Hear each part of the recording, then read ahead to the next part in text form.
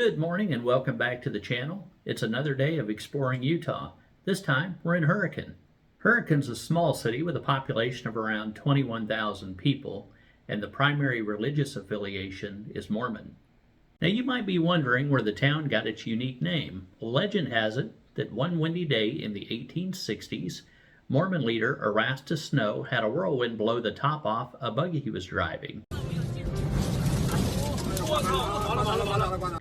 He reportedly said, "Well, that's a hurricane. We'll name this Hurricane Hill." The name stuck. Is all this true? Where'd you hear that? The internet. And you believed it? Yeah, they can't put anything on the internet that isn't true. Another interesting fact about Hurricane is it's home to one of my favorite YouTubers, Matt Wetzel from Matt's Off-Road Recovery. 110 degrees. That came to an abrupt end. Let it roll, let it roll. Matt and his team recover stuck vehicles, fabricate their own off-road rigs, and vlog their off-road adventures. So the plan is to go up there, get it out of the tight spot it's in, and then drive it back to the yard. That's my plan. He has 1.5 million subscribers, and I just happen to be one of them. Today's mission: Your mission, should you choose to accept it. Rent a RAZR and hit the dunes, then we're off to see if we can catch up with Matt and his crew. First stop, Mad Moose Rentals.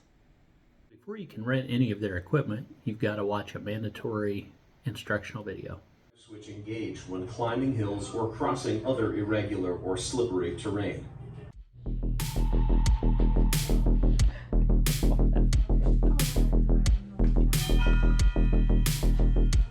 Slide that over your helmet. Slide this over your helmet. Okay. Give it some thumbs up. Check that out. Somebody's getting a slingshot. So this is our ride for the next couple of hours. It's a Kawasaki RAZR 1000 XP.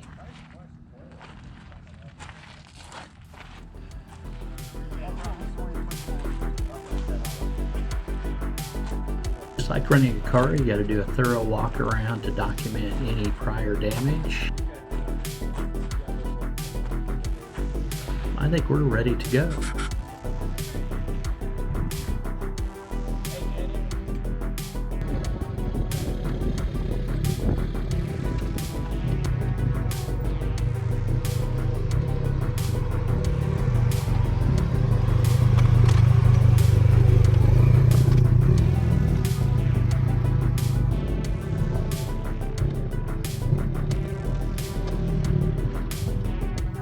It's about 117 degrees today out on the dunes and out climbing the rocks. We still had a good time. The biggest challenge we had is the GPS on our ATV wasn't working at all. It just kept spinning in circles. So we had a difficult time finding some of the points of interest that we wanted to go to. And more importantly, we had a really tough time finding our way back to the rental office to turn the car back in. Luckily though, after a thorough walk around at the end of the rental, the young man gave us a clear bill of health on the vehicles, said they had no damage, and so we signed off on our bill. Now we're headed over to see if we can catch Matt and his crew. I think I'm good. So here we have the banana. Trail, I don't think it will, but if it don't, we can use a four-wheeler to get it. Paul's been teasing me. He thinks that we're going to take on some body damage, and I'm not even disputing it. But I have the more RAZR.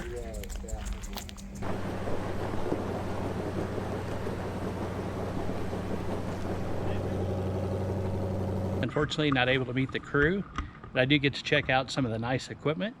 You can see the off-road wrecker behind me here.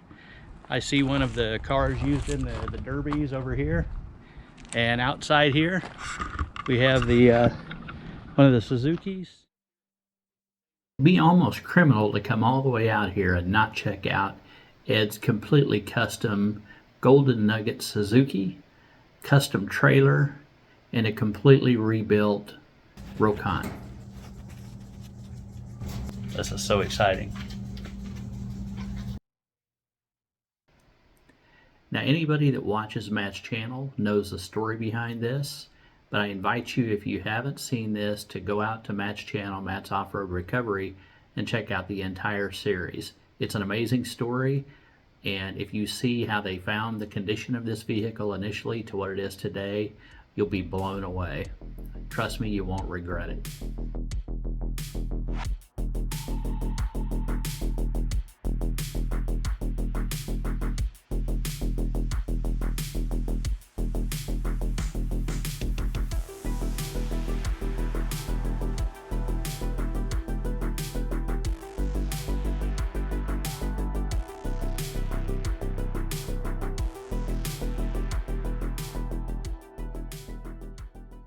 I need to wrap things up. Before I left though, I was invited to sign the logbook and put a pin in the map from our home location. After this, we're going to get back on the road, and tomorrow we head back. We had a great time on our trip. We did have one situation that came up though. As I mentioned in the video, at the end of our rental with the Mad Moose, we turned our RAZR in, had a thorough review of the vehicle done, got a clean bill of health, signed our final contract, and left. Now the rental fees for that ATV were $250 for 2 hours, plus taxes, plus a mandatory $20 refueling fee, total of $314, and I was perfectly okay with that. And so that was the amount that was on our final contract. 2 days later, when I got home, I was surprised to see an email from the company telling me I had damage to the vehicle and they were charging me another $169. So I immediately called them, and I got a young lady on the phone. She was not the person that sent us the email. I explained to her that we did not have any damage to the vehicle when we left. It was thoroughly inspected, and she kept suggesting that we had burned a belt.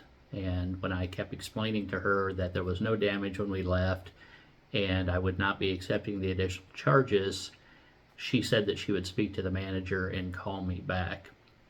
Now, it's important to note, along with the $314, there was a $1,500 deposit required, and the company would keep anything out of our deposit that they deemed as additional charges or damage.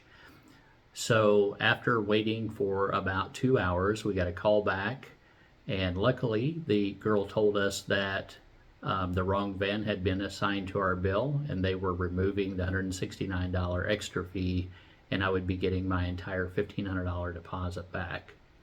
Now, how does a wrong VIN get assigned to my bill 2 days after I've closed out my bill? I have no idea. I like to believe it was an honest mistake, and in the end of the day, I got a refund from the company, so all is good. Hope you liked the video. If you did, don't forget to like and subscribe, and leave us a comment. It helps the algorithm. Stay tuned for more great content coming. Thanks for watching, and we'll catch you on the next one.